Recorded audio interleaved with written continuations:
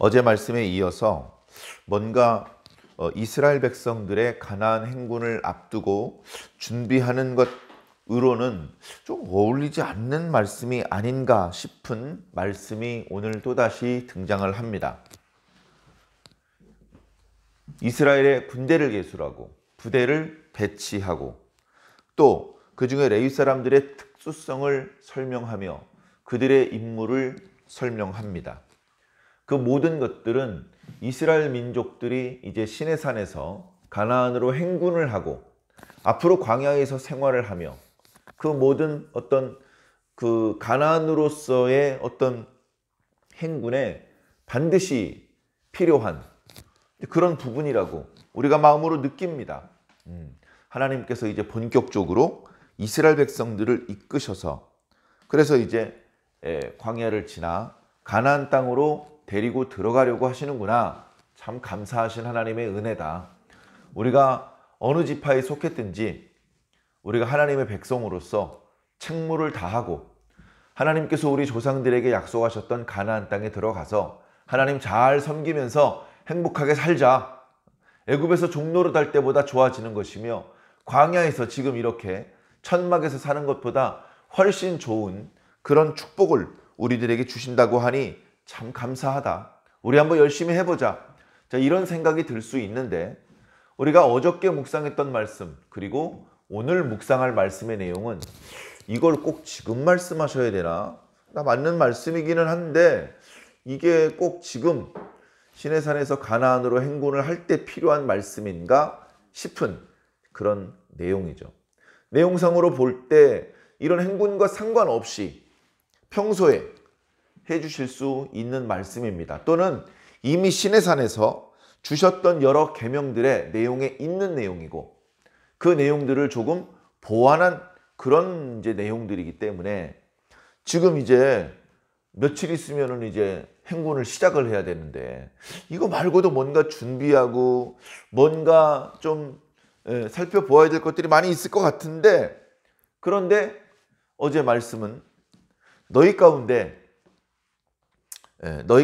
부정한 자가 있으면 진영 밖으로 내보내라. 나병한 자, 또 유출증이 있는 한 자, 또는 죽음으로 인하여 부정하게 된 자, 진영 밖으로 내보내서 진영이 부정해지지 않도록 해라. 그 다음에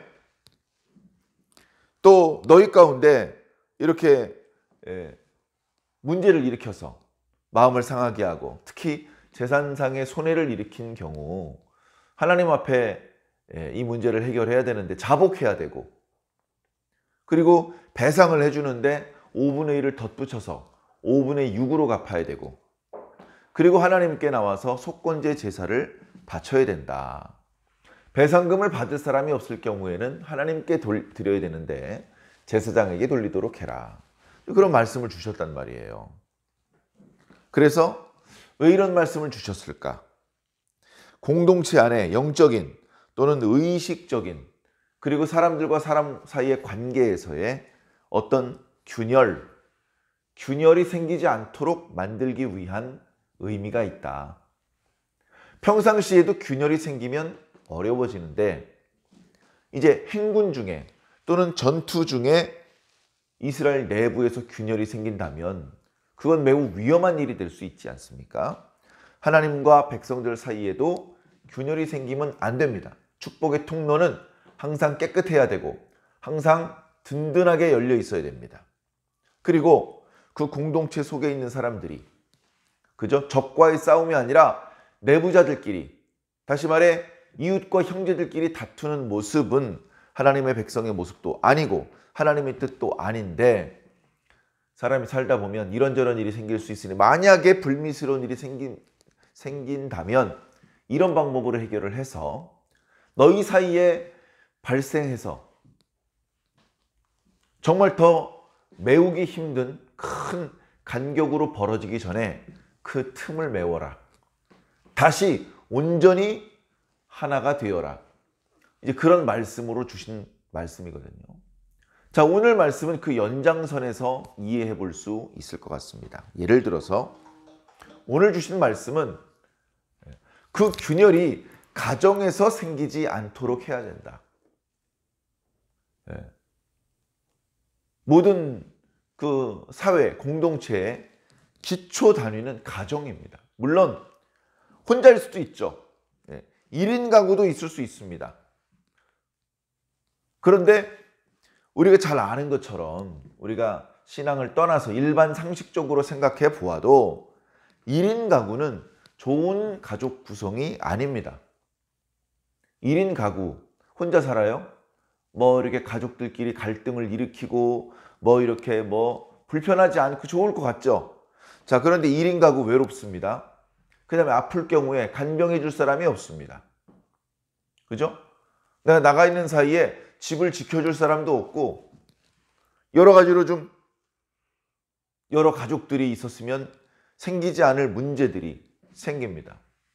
어떤 물건을 살 때에도 가족들이 여러 명이 있으면 그러면 넉넉하게 살 수 있습니다. 그렇게 사도 한 사람당 사용되는 비용은 오히려 절감될 수 있는 것이죠. 그리고 어떤 물건은 한번 사놓으면 여러 사람이 번갈아 쓰기 때문에 효율적이고 오히려 절약이 되는 그런 경우도 있습니다. 그런데 혼자 살면 그 모든 것들은 내가 쓰는 겁니다. 다른 사람이 쓰면 안 되죠. 그러다 보니 자주 쓰는 물건이 아닌 경우에는 사기가 부담스럽습니다. 뭐 그것 말고도 여러 가지 이유들이 있어요. 가정이 있으면 예를 들어서 아버지의 역할이 있고 어머니의 역할이 있고 자녀들의 역할이 있습니다. 자녀들도 형제가 많으면 언니, 오빠, 형, 누나가 있습니다. 그 속에서 여러 가지 복잡한 관계들이 있죠. 물론 갈등도 더 많이 생길 수 있습니다. 그러나 갈등을 해결하는 경험도 더 많이 가질 수 있고, 그래서 사회에 나와서 여러 가지 활동을 할 때에 여러 가지 일들을 만날도 당황하지 않고 그 문제들을 잘 풀어나갈 수 있는 것이죠. 좋은 가정의 형태가 필요합니다. 그래, 부부가 서로 사랑하며 형제가 우애하는 그런 가정에서 자녀들이 자라면 나 결혼 안 할래. 엄마 아빠 맨날 싸워. 엄마 아빠가 싸우는 거하고 네가 결혼 안 하는 거하고 무슨 상관이니? 그러면 나도 결혼하면 싸우게 될까 봐요. 이런 얘기를 합니다. 그러나 화목한 가정에서는 결혼을 막을 이유가 없죠. 좋은 사람을 잘 만나서 또 행복한 가정을 이루게 되는 것입니다. 자, 이 가정이 평안해야 나라가 평안한 겁니다. 가정이 평안해야 교회가 평안한 겁니다. 그래서 그런 의미에서 하나님께서 가정의 평안을 위해서 주신 말씀인 것 같습니다. 그런데 말씀의 내용을 표면적으로만 보면 마치 부정을 저지르고서 입을 닦고 나 그런 일 없는데 이렇게 나오는 뻔뻔한 여자들을 하나님께서 가려내시는, 그래서 증거도 없고 증인도 없지만 부정을 저지른 여자들을 하나님께서 처벌하기 위한 계명인 것처럼 보입니다. 그러나 결코 그런 것이 아닙니다. 내용을 빠르게 살펴보면 이렇습니다. 여자가 탈선을 했어요. 부정을 저질렀어요. 당연히 그러면 안 되죠. 자, 그런데 어쨌든 그런 일이 벌어졌어요. 이 여자가 남편에 대하여서 도의적으로 잘못된 행동을 했을 뿐 아니라 이 여자와 다른 남자가 간음을 했습니다. 아주 일이 커진 것이죠. 자, 그런데 문제는 들키지 않았어요. 아무도 몰라요. 증거가 없어요. 자, 이런 상황이에요. 자, 그런데 남편은 말 그대로 이제 아내하고 살맛대고 자는 그런 입장인데 평소와 아내가 표정, 행동, 거지, 태도 뭔가 꼬집어 말할 수는 없지만 느낌이 달라. 그러면서 이거 아내가 부정을 저지른 것 같다. 그런 생각이 듭니다. 만약에 증거가 있으면 어떻게 되죠? 아내가 간음을 했어. 외간 남자와 동침을 했어요. 증거가 있어요. 그럼 어떻게 되냐면 이미 레위기의 말씀에 그 여자와 그리고 그 여자와 함께 동침한 남자 두 사람을 돌로 쳐서 죽이게 되어 있습니다. 증거가 있으면 바로 죽이면 돼요. 그런데 증거가 없어요. 증거가 없으면 이제 어떻게 하느냐. 그죠? 남녀 사이의 내밀한 일에 대해서 증거를 확보한다는 게 요즘도 어려운데 옛날에 정말 어려웠겠죠. 자, 이제 그런 상황에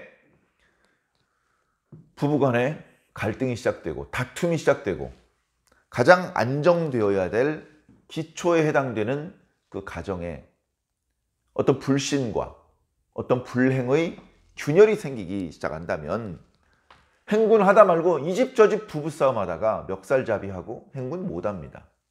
이방인과 전투를 해야 되는데, 그죠? 주로 남자들이 우르르 뛰어나가서 전투를 하는데 그 남자들끼리 서로 질투하고 네가 우리 아내하고 부정을 저질렀지 이러면서 멱살잡이를 하면 적과 언제 싸울 겁니까? 자, 당연히 평상시에도 이런 균열은 발생하면 안 되는 것이지만 특히 행군 중에 또는 전투 중에 이런 균열이 존재해서는 안 되기 때문에 이런 규례를 주신 것입니다. 그래서 의심이 될 경우에는 이 부부가 제사장에게 나아가야 됩니다. 이 법은 의심의 법이라고 이름이 붙어 있습니다. 의심의 문제를 해결해야 된다는 것이죠. 그게 있으면 그 균열의 시작점이 있으면 언젠간 금이 가고 갈라져 버리니까. 자, 그래서 여자가 소재물을 가지고 가는데 본래 소재물은 밀가루지만 보리가루를 씁니다. 그리고 그 안에 아무것도 기름도 유황도 넣지 않고 가져갑니다. 10분의 1 에바를 가져가니까 요즘 말로 하면 한 2리터 정도 보리가루를 준비해서 갑니다. 그 상황을 설명을 하는 것이죠. 여자는 억울함을 주장할 것이고 남자는 뭔가 의심을 주장할 것입니다.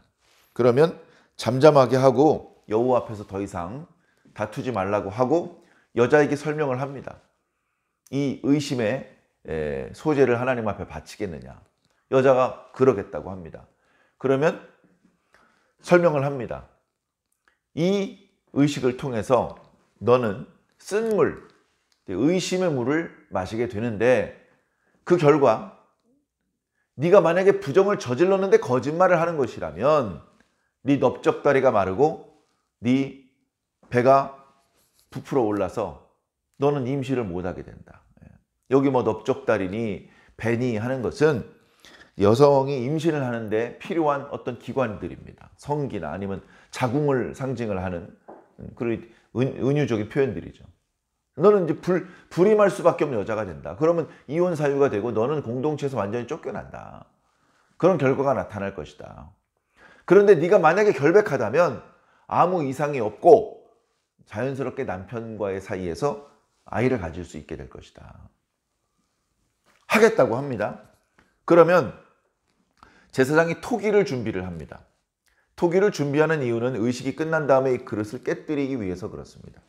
토기에다가 거룩한 물을 담는데 그것은 제단 옆에 물두멍에서 뜬 물입니다. 거기에 성소 바닥에 티끌을 조금 뿌립니다. 그리고 나서 저주의 내용을 쓴 두루마리를 그 물에다 빨아요. 그 그릇이 작은 그릇은 아닌 것 같습니다. 그런 다음에 여자에게 이런 일이 발생할 것을 설명하고 아멘으로 화답하게 합니다. 좋습니다. 그렇게 되어도 좋습니다. 구약성경에 아멘이란 말이 오늘 본문에 처음 나온다고 하더라고요. 자, 어찌되었건 그렇게 해서 이 여자가 그 물을 마시게 됩니다. 그 물은 물두멍의 물이고 그리고 성전 그 성소의 바닥에 흙이 좀 섞여 있고 그리고 저주를 기록한 두루마리를 그 물에다 빨았어요. 그러니까 깨끗한 물은 아니에요. 물론 그걸 벌컥벌컥 다 남김없이 마셔야 되는 건 아닐 겁니다.